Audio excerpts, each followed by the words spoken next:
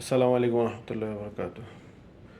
রসুল্লাহ সাল্লাহ আলাইসাল্লাম এবং তার সাহাবিদের কোরআনের উপস্থাপনা আর আমাদের বর্তমান জমানার কোরআনের উপস্থাপনার মাঝে পার্থক্য।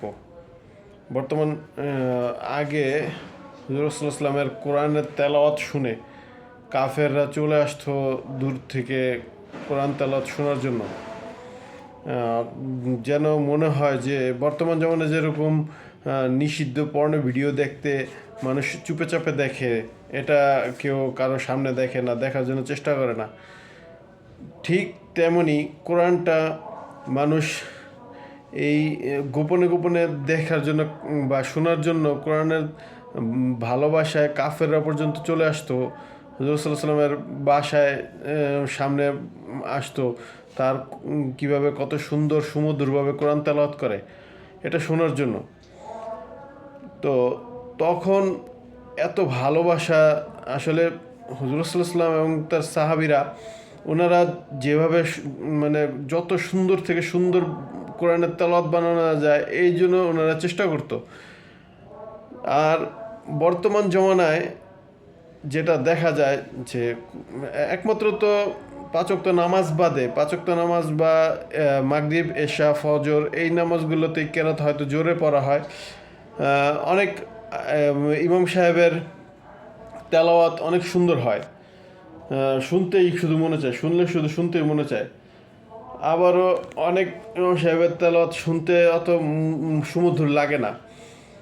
আর এমনি সময় ছাড়া রমজান মাসে যে খতম তারাবি শুরু হয়, ওই তারাবির সময় দেখা যায় যে মানুষ নামাজ, ফরজ নামাজ শেষে চলে আসে, অথচ একটুও তাদের মনে একটু কষ্ট লাগে না যে আসলে যে কত বড় মূল্যবান জিনিস রেখে চলে যাচ্ছি। আসলে এটাও ঠিক যে মানুষের কর্মব্যস্ততার একটা ব্যাপার স্যাপার থাকে, বসের ঝাড়ি খাওয়ার একটা ব্যাপার স্যাপার থাকে, যার দরুন তারা ফরজ নামাজটা সেরেই চলে আসে, কিন্তু তাদের মাঝে অনুতপ্ত বা কান্নাকাটির একটা চিন্তাধারা আসে না যে আসলে আমরা কোরআন তেলাওয়াতটা রেখে আসতেছি বা এত সুন্দর তারাবি হচ্ছে।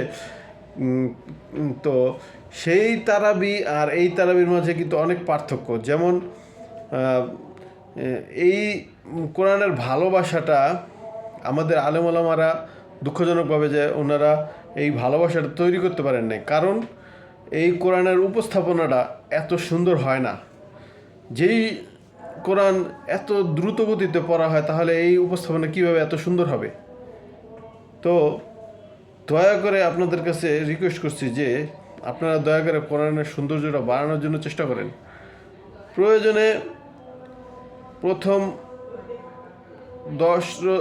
প্রথম রোজা থেকে আপনার 20 রোজা পর্যন্ত প্রয়োজনে 15 পারা পড়ান বা 10 পারা পড়ান, তারপরেও মানুষ যাতে ধীরে সুস্থিতে কোরআনের সুন্দর উপস্থাপনা পেতে পারে বা কোরআনের মাধুর্যতা পেতে পারে।